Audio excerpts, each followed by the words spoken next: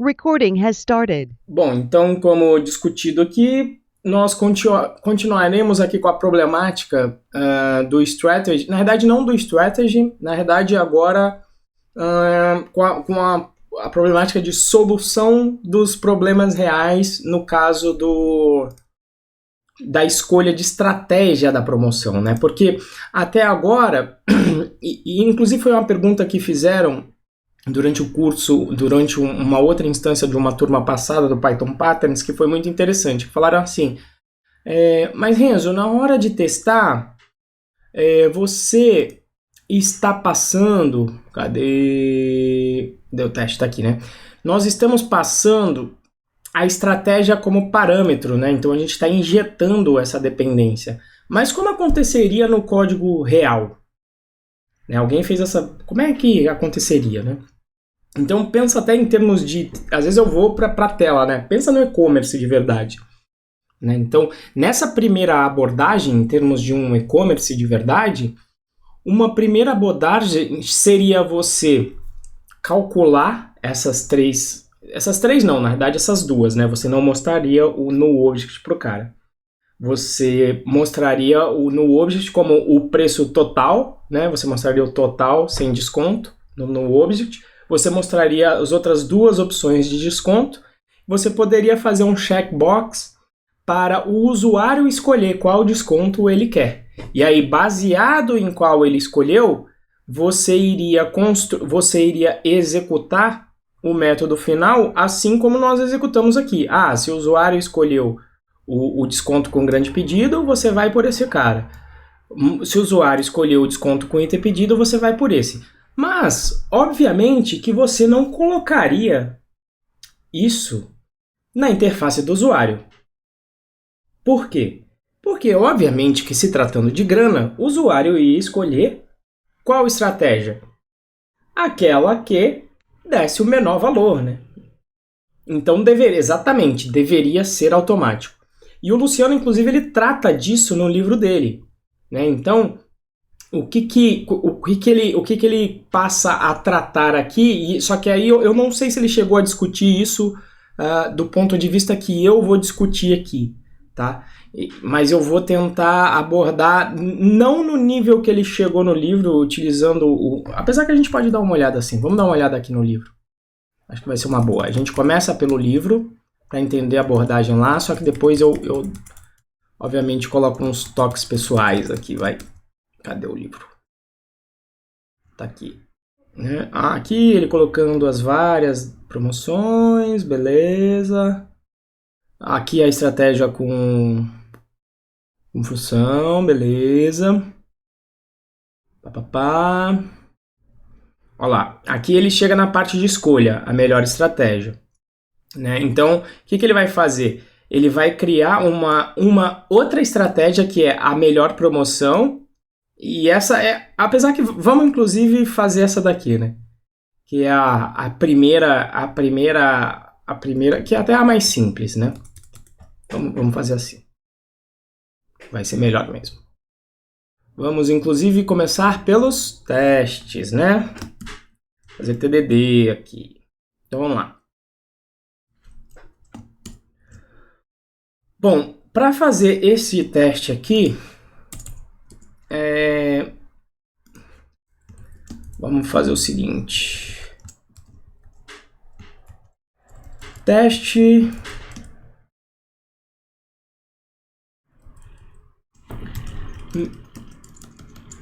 melhor desconto pedido grande. Então vamos montar aqui um esquema que o pedido grande seja mais vantajoso. Então vamos colocar aqui um Mac com 100.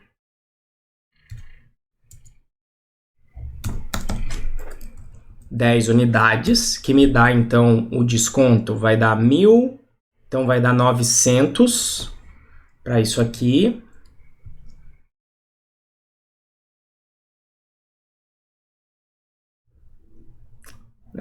Mas aí vamos adicionar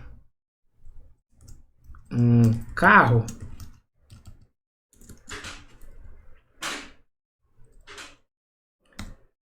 a 10 mil.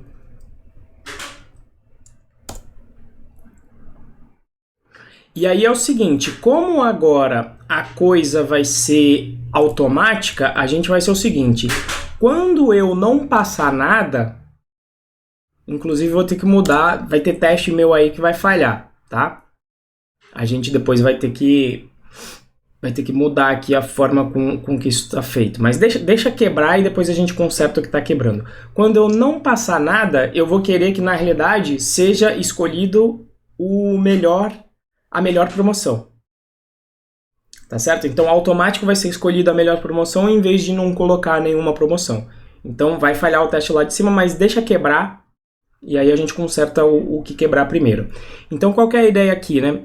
Aqui, se for escolhida a promoção de muitos itens repetidos, a gente vai ter um valor de 1.900, vai dar, né, 10 vezes 100, 1.000, vai dar 900, 900 mais 10 mil daria 10.900,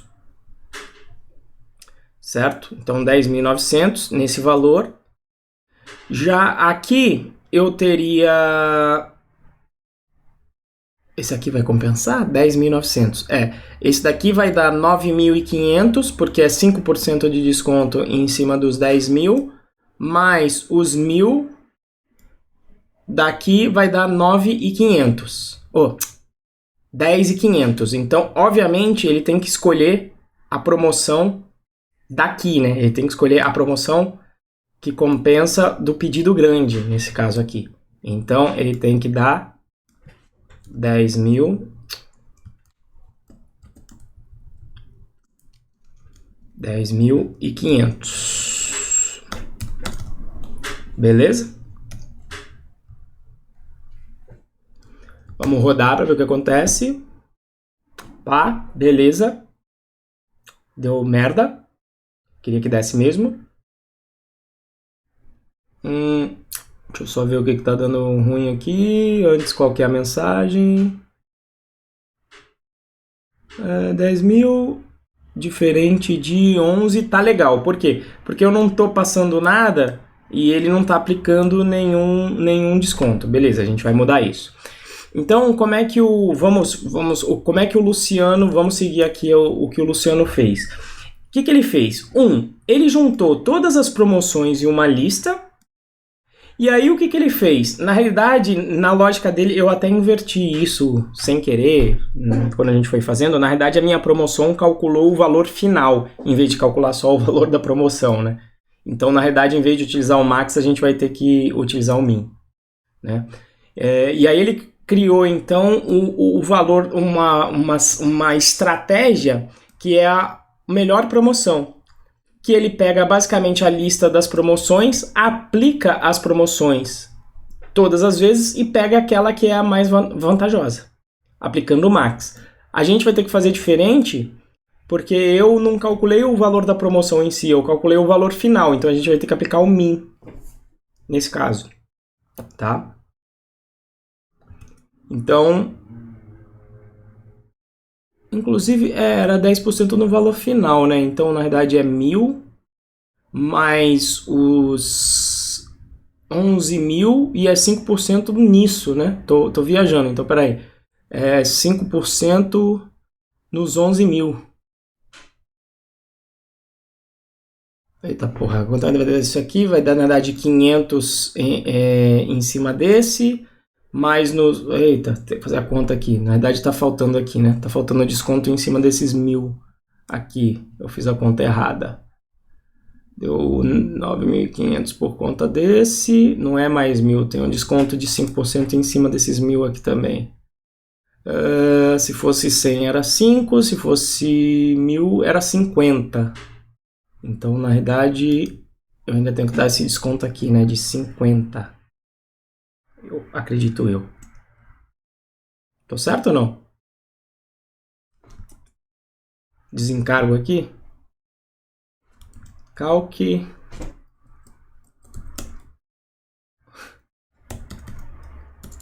11.000 vezes 0,95. 10.450, tava certo. 10.450. Esqueci de dar os 5% porque é em cima do total, né? Ok, agora sim. Mas vamos implementar. Então eu vou vir aqui na promoção.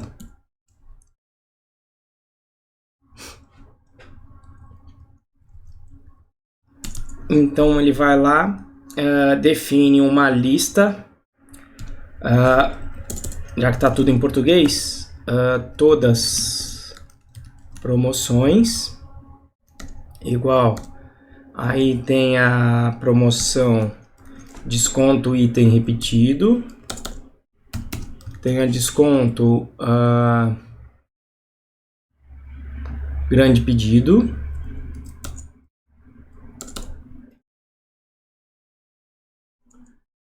ok, aí ele definiu uma Best Promo, que eu vou chamar de melhor promoção, que também implementa a mesma assinatura, né, que é o melhor pedido.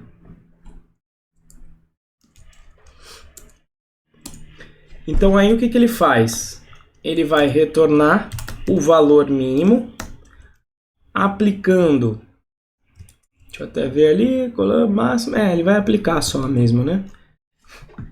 Ele vai aplicar, então, o valor da promoção. Na verdade, eu chamei de desconto, né?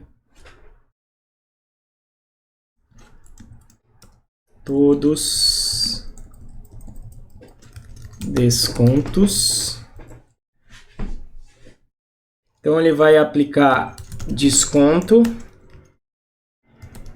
em cima do pedido para todos os descontos na minha lista. Tá ali em cima. Sacou? Concorda? Vamos rodar os testes. O que deu ruim aí?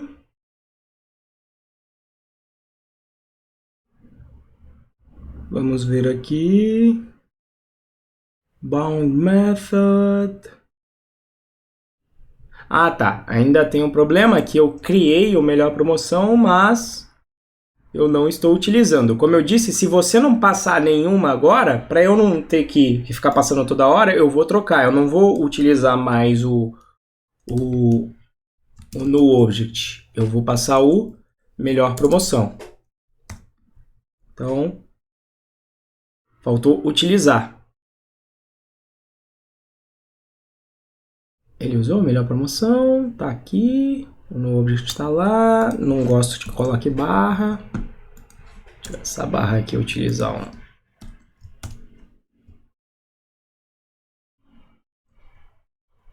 Na realidade, como não estava utilizando no object, nem precisava, podia ter tirado. Vamos ver, deu ruim. Deu ruim em 2 testes. O primeiro é no teste do sem promoção, que eu falei que já ia dar ruim mesmo, né? Por quê? Porque aqui agora, então, eu tenho que... Como que era o nome? Esqueci o nome do negócio. Como que é? Desconto no object. Desconto no object. Aqui eu tenho que passar porque, como agora o padrão não é ser ele, eu tenho que passar ele aqui no teste que eu testava ele. Então, beleza. Corrigido. Agora está faltando...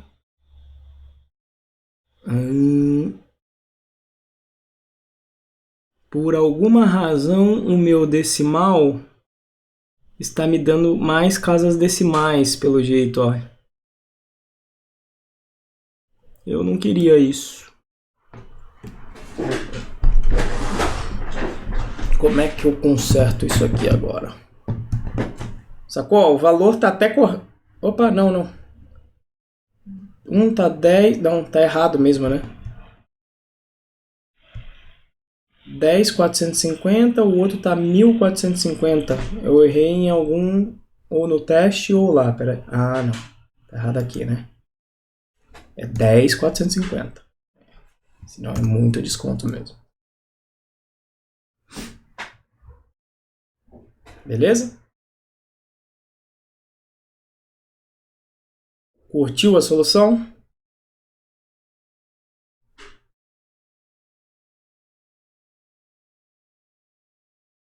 Bom, então, a priori muito tranquila, mas tudo que é muito tranquilo às vezes tem alguns problemas, né? Solução de escolha de melhor desconto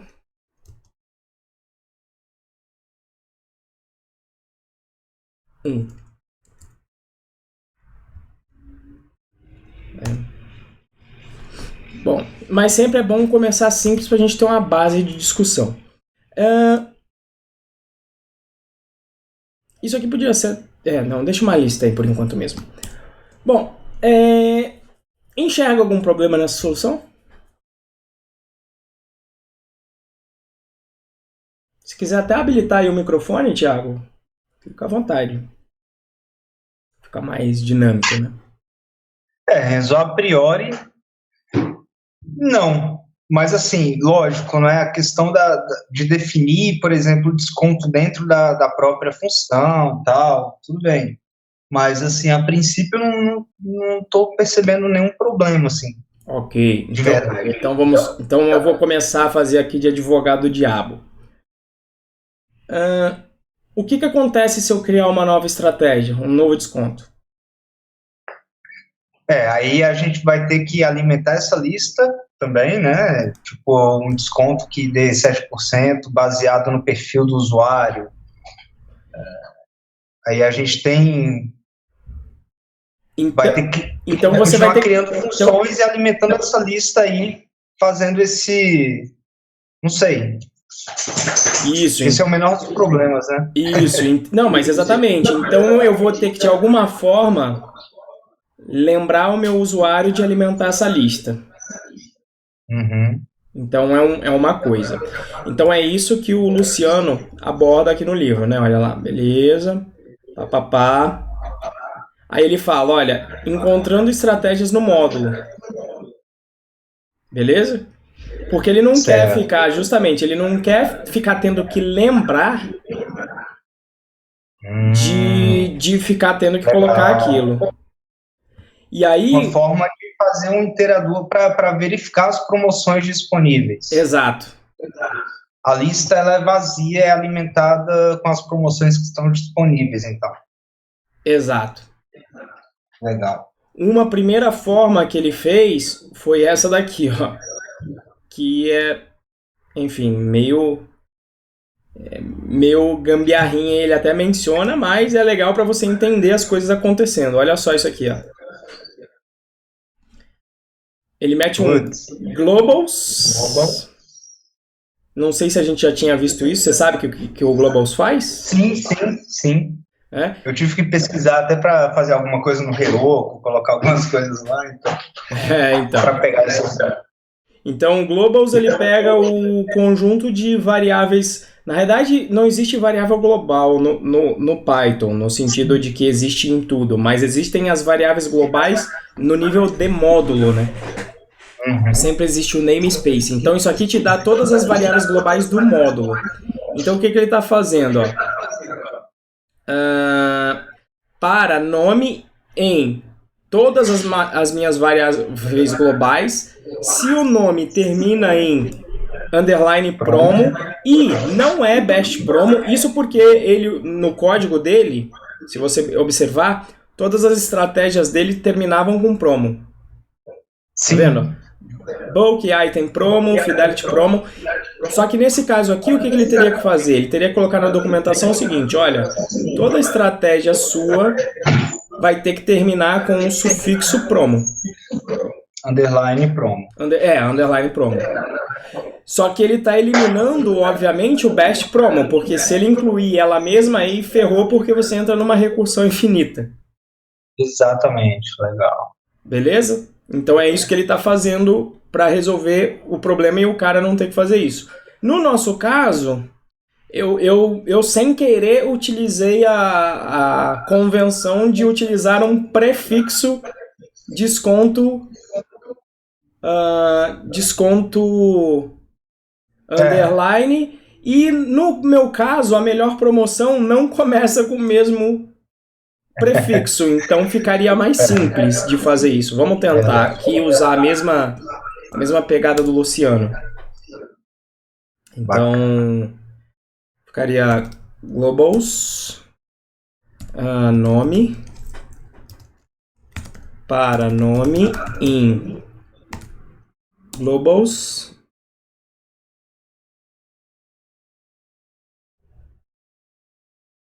Até isso aqui tá meio cabuloso. Se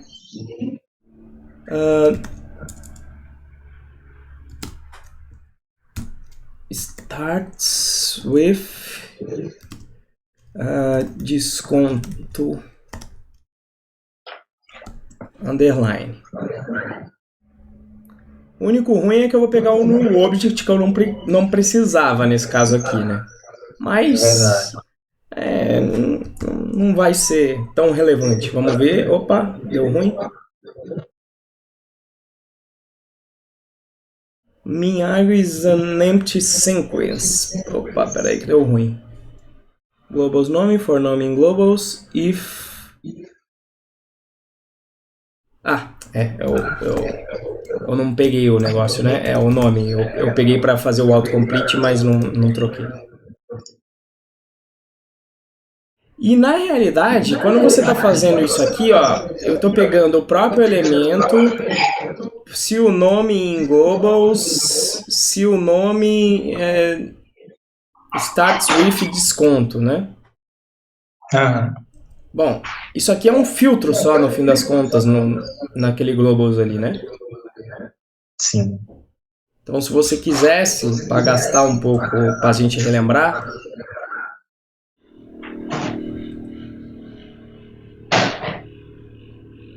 não, apesar que aquilo só dá um nome, ele não pega o elemento em si. Deixa eu ver. Ele me dá a lista.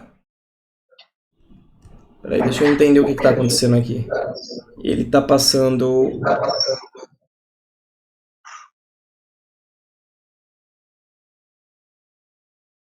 Eita, agora até eu me confundi aqui, porque se eu tô dando starts with no nome, eu achei que isso seria uma string. Mas na realidade, quando eu tô passando o underline, cacete, o que o globals retorna? Agora até eu tô viajando aqui. O que o globals retorna? Eu acho que ele vai da direita para a esquerda, não? Primeiro ele tá pegando o que tem dentro do globals, começa com desconto, underline, não? E depois ele vai fazer o for. Mas isso aqui então é um dicionário, né? Um dicionário. Beleza. Não, então deixa assim mesmo. Se é um dicionário, deixa assim mesmo. Precisa de filtro, eu acho, né?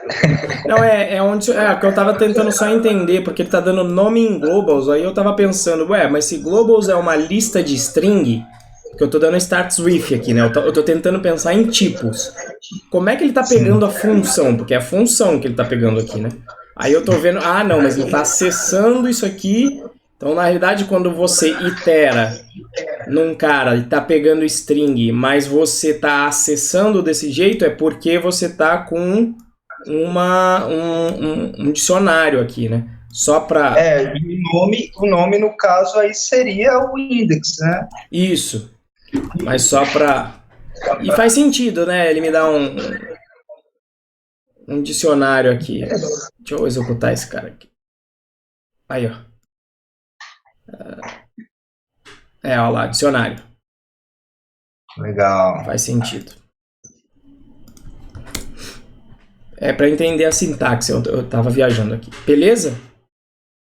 Razoável, meio hackish, né? Ele até acho que menciona isso aqui no livro. E ele vem para uma... ele vem para outra opção aqui. Cadê? Aí ele vem para uma opção melhor aqui, ó.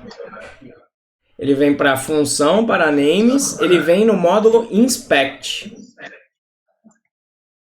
No inspect, ele te deixa passar um objeto nesse caso aqui está sendo o módulo, o inspect ele tem uma função bacana. O inspect serve para você fazer metaprogramação, tá certo? Por isso que se chama inspecionar. E aí ele deixa você pegar os membros de um objeto e você pode passar um predicado para ele. O que é um predicado? É só uma função que retorna verdadeiro ou falso. E dentro do inspect ele já te dá vários predicados. Um deles é, isso é uma função ou não é? Legal. Só que aí o que ele fez? Ele deixou o bash promo de fora nesse caso. Esse bash promo, ele tirou de dentro do módulo de promos para ele poder pegar todas as que estão lá dentro. Isso eu não gostei muito. Entendi. O fato dele ter tirado o bash promo de dentro do módulo de promoção eu não gostei tanto. Entendi. Isso só ajudou ele de não precisar do if aqui, de não precisar filtrar o bash promo. E aqui ele parou. Só que aqui ele parou, mas na aula ele mencionou uma outra coisa, tá? O que ele está tentando resolver aqui? Ele tá mostrando uma coisa bacana, que é ele está automatizando o esquema de ele capturar todas as promoções aqui dentro desse módulo, beleza? Sim. Mas vamos supor que isso aqui fosse um framework, que você fez um framework e você quer que pessoas de fora usem. Aí a gente já não tem essa possibilidade. Exatamente. Aí a gente já perdeu isso aqui. Aí o que eu queria discutir com você é, vamos tentar pensar nessa possibilidade do framework? Legal. E aí? Herança, não sei. Herança seria uma possibilidade. Vamos tentar primeiro, antes de pensar na solução, vamos mencionar o problema. Uhum. Bom, você gostou da solução de ter uma lista? Eu achei interessante. Então, eu achei simples, né, na verdade, e eu acho que é prática. Porque... Então vamos deixar a lista tá aqui bonitinha. Então, seria interessante se eu tivesse alguma forma de registrar essas funções, na verdade, quem são esses meus chamáveis, que são promoções, para eu inserir dentro dessa lista aqui. De forma que seria feio eu chegar e colocar promoção.todosdescontos.add.append, né? Porque aí o que a gente não tem encapsulamento. Por quê? Porque aí você tem que saber que existe um todo de descontos e que esse cara é uma lista.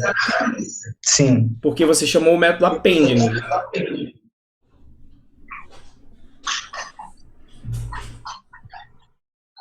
E aí? Não te lembra ninguém isso? Alguém que registre um monte de coisas? Tem framework que faz isso pra gente. O Named Tuple, não? Named Tuple nem tanto. Pensa em qual é um framework que a gente registra coisas pra ele chamar pra gente. E a gente usou durante o curso. Você fala do Flask, não? Exatamente. Lá no Flask, como é que a gente registrava as coisas para ele chamar depois?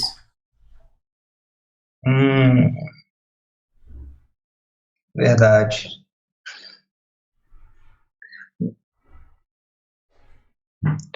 Caramba, não era com Decorator, né? Não. Era, exatamente. Não era com Decorator que a gente falava, olha, isso aqui é um handler. É verdade, tem razão. Então, o que seria legal? Criar um decorator e até às vezes vai ficar redundante, mas é normal em Python a gente ter isso. Tem um decorator que é só para registrar as coisas, que é só assim, ó. Vou criar ele aqui, ó. Def promoção. Eu vou deixar só o nome promo aqui, porque eu já usei o promoção para o decorator. E é bonito o nome promoção, você vai entender depois que ele ficar pronto, tá? Tá. O que esse promo vai fazer? Na verdade, eu vou deixar ele até... Vamos jogar esses dois caras lá pra cima. Aqui, ó. Vamos colocar aqui um docstring.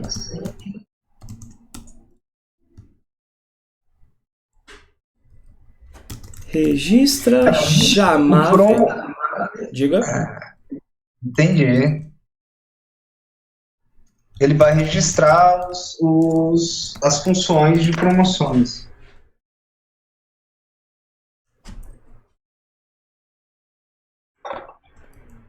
Isso. Então o que ele vai fazer? Ele recebe a promoção, todos os descontos, ponto. Append, promo. E na realidade ele retorna o próprio promo, porque eu não quero alterar nada, eu só quero utilizar esse decorator só para ele registrar. Mais nada. Entendi. É um decorator simplão. Olha só que bacana agora. Ele vai dar um trabalhinho, mas olha só. Promoção. Promoção. Vamos rodar o teste e ver se funciona. Oh, é que ele saiu aqui dos testes. E para mim, isso fica o explícito melhor que implícito e fica utilizável fora do módulo, porque se você herdar esse cara de fora e anotar uma promoção sua, ele vai entrar dentro dessa variável aqui, dentro dessa lista global, e aí vai passar a ser uma promoção dentro do seu framework que vai passar a atuar dentro dos pedidos. Você só teria que tomar o cuidado de, antes de rodar o seu pedido, você tem que tomar o cuidado de que o seu código tem que ter rodado. Estilo a gente utilizou lá no Append, tinha o appconfig, que rodava antes do servidor rodar, ele rodava aquele script de configuração, tinha aquele app-engine config, então você teria que tomar o cuidado de repente chamar ou pelo menos importar o seu módulo que está fazendo aqui, que está sabe, configurando a sua aplicação, você teria que importar todos os seus módulos para tudo ficar configurado. Entendi. Sacou? Entendi. Legal. Então, isso é uma coisa que o Luciano chegou a mencionar, mas ele não colocou no livro. Acho que também porque, putz, já está bem extenso o livro. Não sei se ele chega a mencionar. E não depende de nome, aqui nesse caso, nem de tipo. Aqui, por exemplo, isso aqui é a função. Eu não sei já se um callable entraria aqui no caso do inspect.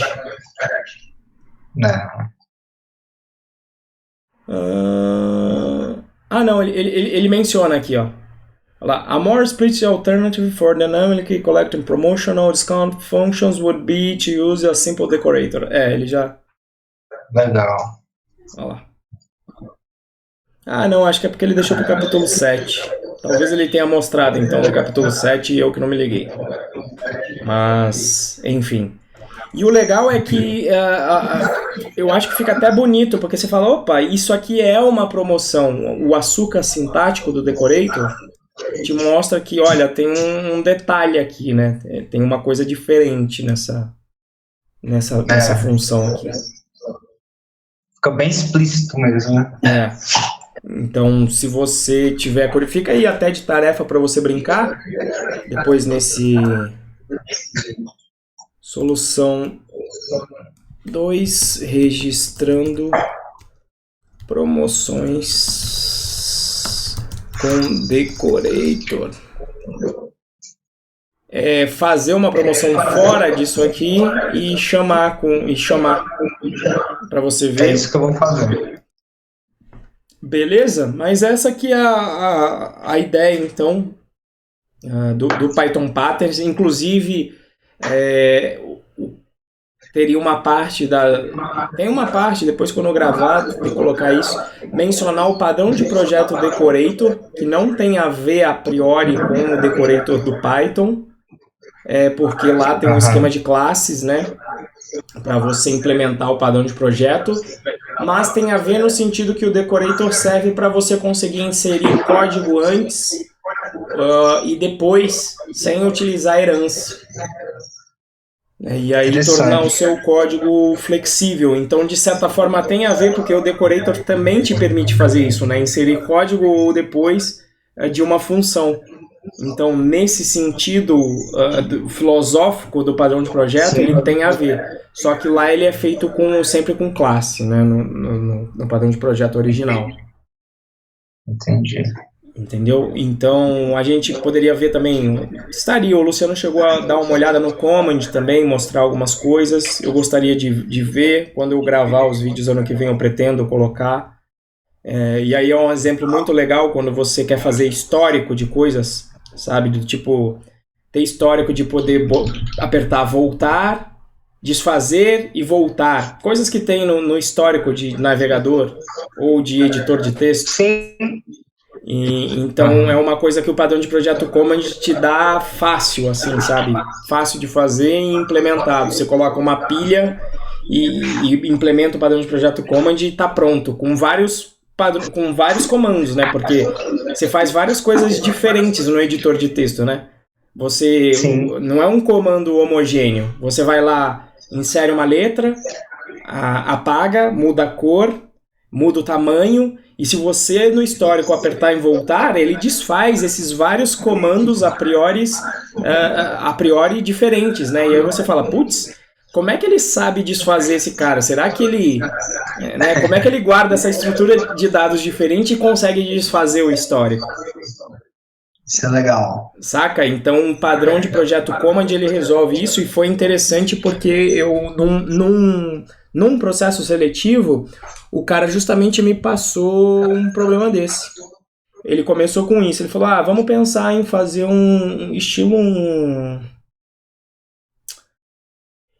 vamos supor que a gente vai fazer um Paint, né? Ele falou, imagine que e a gente vai fazer em alto nível. Imagine que você tem que desenhar uma linha. O usuário vai colocar o dedo no celular, ele coloca o dedo em um ponto, ele arrasta até, e aí ele coloca o dedo no outro ponto, ele aparece um segmento de reta, ele coloca o dedo no outro ponto, segmento de reta, um dedo no outro ponto, segmento de reta. Como é que você faria isso? Aí eu, beleza, né? Falei, vou fazer uma lista, vou guardar os pontos quando ele toca, e assim, quando ele toca, eu peço para ele desenhar a linha. E ele me dava as primitivas, né? Ele falou, olha, você tem a função drawLine, você tem a função que dá a posição que o cara colocou o dedo, você tem a diretiva drawLine. Como é que você faria isso? Aí eu, beleza, guardo isso num vetor, e aí ele fala que até toda hora a tela apaga completamente. Isso era um dado que ele falava. A tela apaga completamente e ela chama o método de update. Toda hora, né? 60 vezes por segundo, que é o princípio do OpenGL. Aí eu falei, não, beleza, eu vou guardar, toda vez que o cara tocar na tela, eu guardo isso num vetor, num ponto, né? E aí toda vez que vier o update, eu itero nesse vetor e desenho a linha. Aí ele falou, tá, beleza. Aí falou, agora vamos complicar. Agora eu posso apagar um dos segmentos de reta. Aí eu, falei, beleza, eu vou trocar a cor de um segmento de reta para transparente. Né? Porque eu falei, não quero mexer nesse vetor aí ainda, né? Aí ele, beleza, tá, vamos continuar então. Aí ele falou, agora... O que ele falou? Teve uma hora que ele mudou por completo aí. Agora o usuário ele pode clicar num segmento de reta... Não, era a hora de apagar... Não, beleza, era isso. Aí agora ele pode, além de apagar, ele pode clicar para apagar um e ele pode voltar no histórico. Né? Ele falou, agora tem um botão de desfazer. Aí eu falei, não, agora apaga tudo que eu tinha feito antes, agora eu vou criar um objeto linha, realmente, que contém o botão de início e fim, certo? Vou guardar esse objeto, na verdade eu vou guardar esse objeto linha não, aí agora eu vou criar uma classe comando, certo? E vou criar uma classe abstrata comando. Eu vou descrever aqui o padrão de projeto então só, tá? Como é que é o padrão de projeto? No padrão de projeto simples, o padrão de command tem o padrão de projeto tem um método chamado execute. tá? Que ele só executa. Então, como é que ele funciona? E aí eu falei, eu vou ter dois comandos concretos. Um que é o desenhar e outro que é o apagar. O que o desenhar faz? Ele simplesmente, quando você chama o execute dele, ele desenha na tela a linha, né? Ele mantém um estado dentro desse cara, mantendo os dois pontos onde ele tem que desenhar, e quando você chama o execute, ele desenha na tela, ou seja, ele pega os dois pontos e desenha. Já o comando apagar, ele mantém os dois pontos na tela, e o que ele faz é apagar esses dois pontos na tela. Então, é isso que o execute faz, né? Aí beleza, você tem esses dois comandos aí, né? O de desenhar e o de apagar. E aí qual que é a vantagem? Quando você tem esse execute aí, você pode ter o execute e você pode ter um método atrelado a ele que é o undo. O que é o undo? É o contrário do execute. O que o execute faz, ele faz o contrário. Então, no comando de desenhar, o contrário do desenhar, o undo ele faz o apagar. Sacou? Legal. E aí, no de apagar, o contrário é desenhar. Por que você mantém isso? Porque toda vez que o cara der um comando, por exemplo, ele clicou uma vez, desenhou, você pega, gera esse objeto command, certo? Bota os pontos que tem que desenhar e guarda esse command em uma pilha. Porque é o primeiro evento que o cara gerou, né? Desenha a primeira linha, guardei numa pilha. Porque essa pilha é o histórico dos comandos que o cara fez. Então eu mandei e executei, execute, beleza, executou o comando. Toda vez que a tela se regenera, eu vou nessa pilha de comandos, ando na ordem mesmo, é uma lista, né, nesse caso, ando na lista e vou, executo o primeiro comando, executo o segundo, executo o terceiro e ele sai executando tudo, né, e desenhando. Beleza, sai executando tudo. Na hora que... e aí eu saio guardando essa pilha porque eu preciso guardar o histórico. Sacou? Sim. Então se o cara clicou lá 5 vezes, eu guardei 5 comandos nessa pilha. Quando o cara clica em voltar, em um botão lá, o que eu faço? Eu pego nessa pilha, desempilho o último comando e chamo o undo dele. E aí, entendi. A pilha que ficou lá quando voltar no próximo update são só os 4 últimos comandos. Então ele só vai executar os 4 últimos. Então é assim que os editores conseguem manter o histórico. Cada comando é responsável por dizer qual é a ação que ele faz quando ele executa e quando ele desfaz o seu próprio comando, né? E aí ficou baba, porque eu praticamente já tinha previsto qual era a próxima pergunta que o cara ia fazer no processo. Porque ele falou assim, agora tem que ter um botão de avançar também. Aí eu falei, beleza, botão de avançar é mole. Eu já tinha a pilha do undo, agora quando o cara manda desfazer, eu mantenho também uma outra pilha. Todo esse cara que eu desempilho das ações que ele fez, quando ele manda desfazer, eu guardo em uma outra pilha, que é a pilha do que ele desfez. Se ele por acaso clicar no refazer, eu tiro dessa outra pilha que eu estou guardando e empilho na original de novo. Entendeu? Então você fica com 2 pilhas. Uma pilha das coisas que ele fez e uma pilha das coisas que ele desfez. Então se ele mandar desfazer uma coisa... refazer uma coisa que ele mandou desfazer, é só desempilhar dessa outra pilha aqui. Então, fica até fácil de entender por que no histórico, quando você manda desfazer alguma coisa, mas faz uma ação em cima, aí ele apaga essa pilha de coisas que você mandou desfazer. Por isso que não tem mais como você voltar no histórico. E até não faria sentido, né, na lógica. Como é que você vai mandar refazer? Sacou? Então, é por isso que o padrão de projeto Command também eu acho animal. Porque era uma dúvida também que eu tinha como programador. Eu falo, porra, como é que Que bizarro, né? Porque tem 1 milhão de comandos diferentes dentro de um editor de texto. Como é que ele consegue manter o histórico disso? O cara tem que ficar num if bizarro. dentro desse editor para conseguir manter esse histórico. E aí quando eu vi o padrão de projeto Command, sei lá, como nerd, né, eu olhei e falei, caralho, cara, que sinistro, os caras são muito foda, né, porque também eles escreveram a porra do livro, sei lá, década de, acho que 70 o livro, né, eu falei, putz, quer dizer, os caras já, nossa, quando eu não era nem gente ainda, não tava nem no saco do meu pai, os caras já tinham resolvido o problema, né? Resolvido não, né? Pior, né? Como é design pattern, já tinham resolvido várias vezes o problema e eles verificaram o padrão sendo utilizado em N códigos. Exatamente. Beleza? Legal. Então, esse não deu para codar, mas eu espero que pelo menos com a explicação, se você der uma olhada no Design Pattern, se você tiver a curiosidade. Eu vou dar uma olhada no livro, até do Ramalho mesmo, eu acho que ele fala um pouco, né? Ele fala, era o próximo aqui, ó. Olha lá, o Command.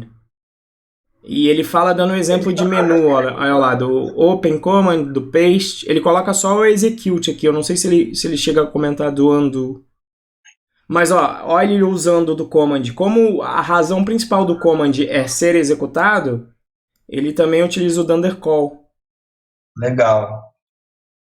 Ele não foi muito a fundo aqui, pelo jeito. Cara, mas se eu não me engano, ele fez no Git lá, tem uns códigos de exemplo e eu acho que ele fez alguma coisa, hein? Vou até dar uma olhada. Faz tempo que eu vi Tem porque é do curso, né? Se você procurar Python Patterns na conta do GitHub dele, todos os nossos cursos a gente coloca o código aberto, né? Eu acho que foi lá que eu vi isso aí, cara. Eu vou dar uma olhada depois. Beleza. Porque eu tenho certeza que eu vi isso aí. Fora que o Rafael, né, mandou também o link aquele link com os padrões de projeto também. Eu até... É verdade. Então, aquele lá também tinha o command, foi um até que eu entrei e mencionei. E acho que lá tem o undo. Foi um dos que eu favoritei. Verdade. Deixa eu dar uma olhada aqui. Eu favoritei. Porque eu gostei, eu achei bem interessante aquele link que o Rafael mandou. Até tem que dar uma olhada. Cadê? Onde é que você viu os favoritos aqui? Your stars. Awesome tests. O 5. O Luciano chegou até a olhar, né? Esse aqui vai ser o behavioral. Chain. Olha lá, command. Aqui ele faz de movimento de arquivo. Olha lá, execute, como eu falei, olha lá. Que é o quê? Para mover o arquivo, ele dá um rename. E aí ele passa o source e o destination. O que é o undo do remove? Ele guarda, olha o que ele faz. Então, quando você quando constrói o comando, você passa a origem e o destino para onde você vai mover. E quando efetivamente você move, você chama o execute, mas você guarda o source e o destination. Certo. Se o cara quiser desfazer, então você guarda isso numa pilha. Se o cara quiser desfazer, o que ele faz? Ele chama o próprio rename, que ele até criou o rename aqui, para quê? Porque tanto o execute quanto o undo usam o mesmo método auxiliar.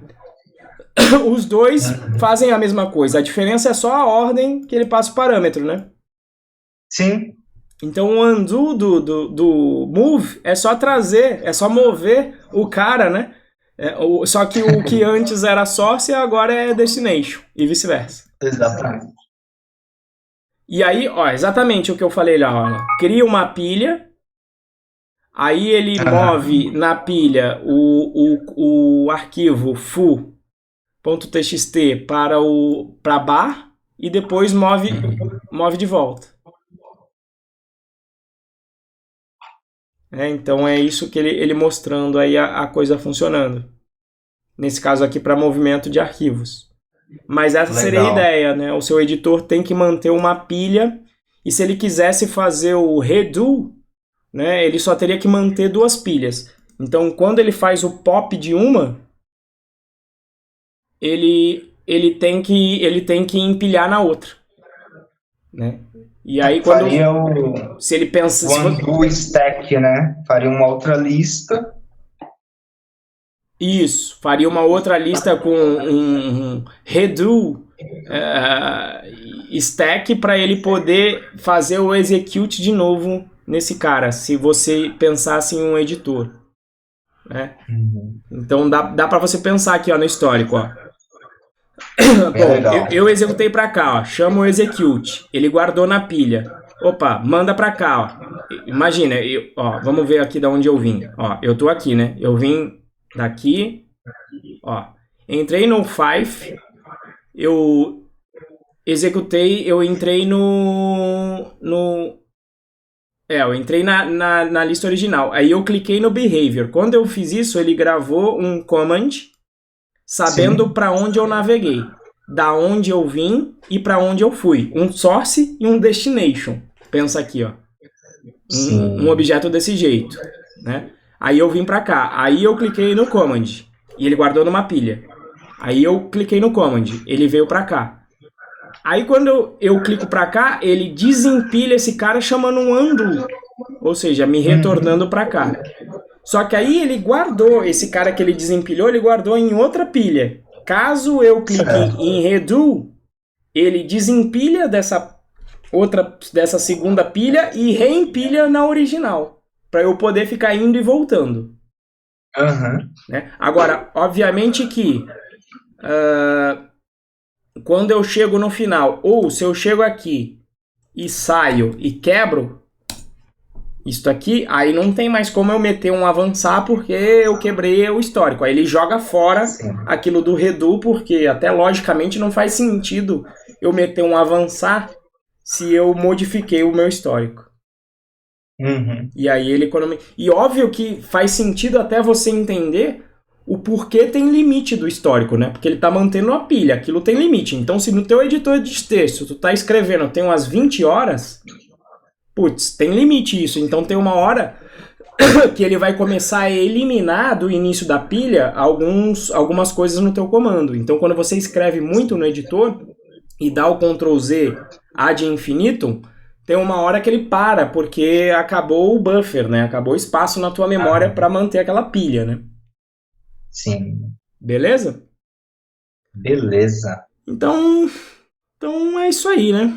Então é isso aí que legal. Assim a gente finaliza o ciclo desse ano. Agradeço aí, Thiago, a sua participação. Eu sei que você foi. Eu diria aí que você foi um dos caras que mais participou, né, no curso, mas agradeço não só a você, como a todos que participaram, não só desse ciclo, como do curso Python Patterns ou de qualquer um outro durante o ciclo, mas em especial do Python Patterns, o Rafael, que participou desse curso aí também, estiver vendo o vídeo, e a Ananda também, que entrou no ciclo completo, mas que vai estar vendo esse vídeo também. E espero que pro ano que vem nós façamos as mudanças bacanas, e quem vocês estiverem participando aí também, vai ser muito bom também. Beleza? Alguma dúvida aí que tenha ficado, Thiago? Alguma coisa? Não, tranquilo, Renzo. Legal, cara.